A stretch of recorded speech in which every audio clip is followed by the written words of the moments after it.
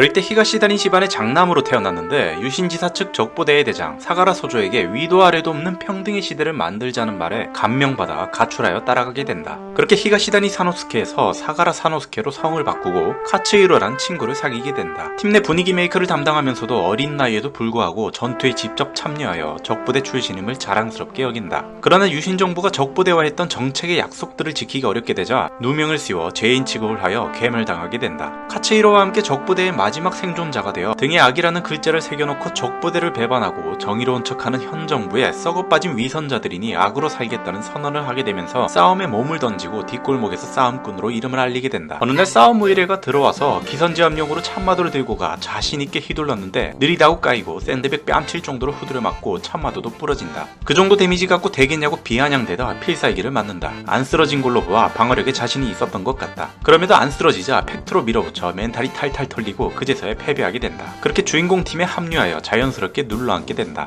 의뢰를 받고 악당 잡으러 가서 닥치는 대로 휘둘렀는데 역으로 당하고 걸리적거렸는지 주인공이 혼자 할 테니 집 좀 지켜달라는 말을 들어 집을 지키게 된다. 집 지키고 있으려는데 논밭에서 뒹굴고 있다. 아편으로 친구가 죽었다는 소식을 듣고 기분이 안 좋은데 웬 낯선 여자와 남자들이 들이닥쳐 무슨 상황인지 모르겠고 분풀이를 해준다. 메구미를 찾아온 덩치가 화염방사를 내뿜는데 부리고 나발이고 그냥 냅다 뛰어들어 매겨준다. 제발로 악당들 아지트로 가려는 메구미를 설득하면서 악당 간부를 보란듯이 처리하고 안심시키려는데 눈앞에서 뺏겨버린다.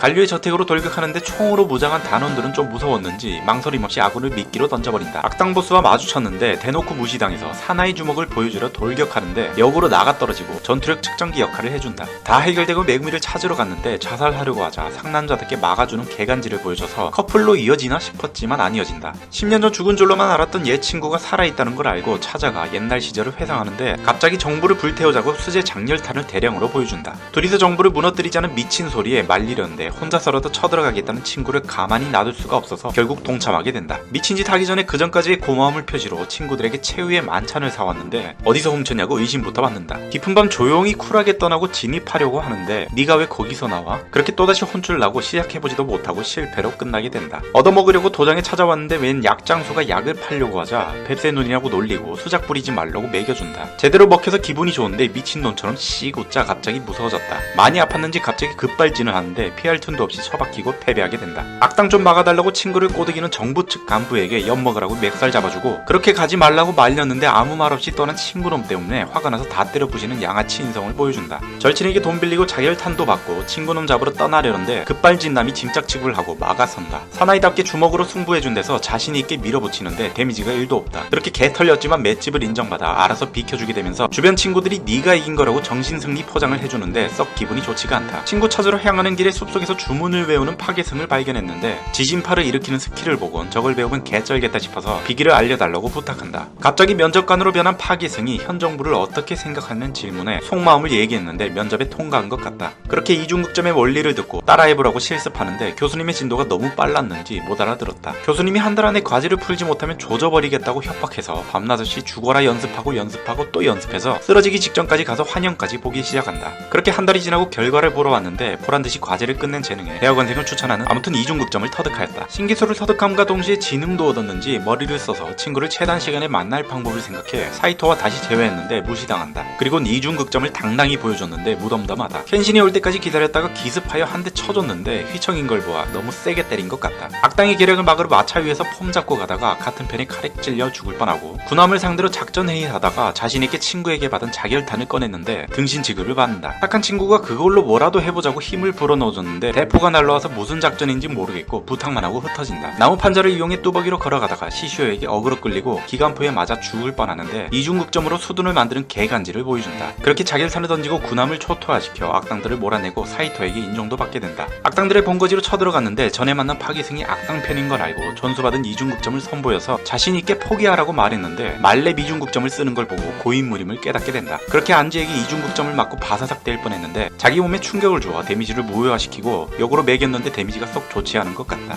될 대로 대란식으로 마지막 일격을 날렸는데 안지도 못쓰는 3중극점을 전투 중에 터득하여 제 눈구는 맞는 것 같은데 역시나 데미지가 형편없는 것 같다. 쓸 거 다 쓰고 꼼짝 못하는 상황으로 한올 수 없이 최후의 입털기를 시전하고 멘탈 공격으로 정신승리로 이기면서 친구도 아무튼 네가 이긴 거라고 포장해준다. 최후의 일행들이 시슈에게 전멸하고 혼자 남아 덤벼들었는데 악력으로 지고 갈비뼈도 부서지고 무리하게 이중극점 넣다가 왼손까지 잃게 되면서 시간 끌기 역할로 마무리하게 된다. 몇 달 뒤 친구의 과거에서 발생한 사건이 터지고 악당과 싸움을 벌이는데 의사 친구가 이중극점을 쓰면 손이 완전히 망가진 데서 평타로 깨작깨작 딜 넣다가 발려버린다. 손이 젖어지고 나발이고 죽는 것보단 나을 것 같아서 결국 이중극점을 써서 이겼는데 같은 팀한테 바보라고 놀림받는다. 1차전에서 결국 악당 측 승리로 끝나면서 친구가 패인이 되었는데 니 탓 아니라고 안아줘도 모자를 판에 주먹을 후려쳐버린다. 그렇게 친구에게 진심으로 실망해버리고 떠나게 된다.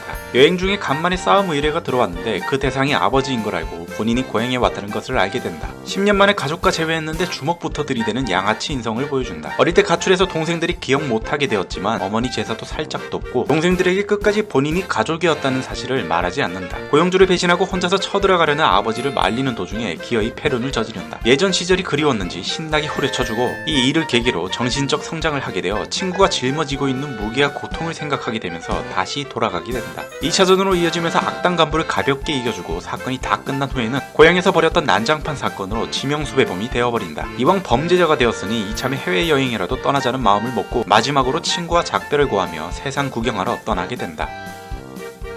그렇게 자연인이 되었다.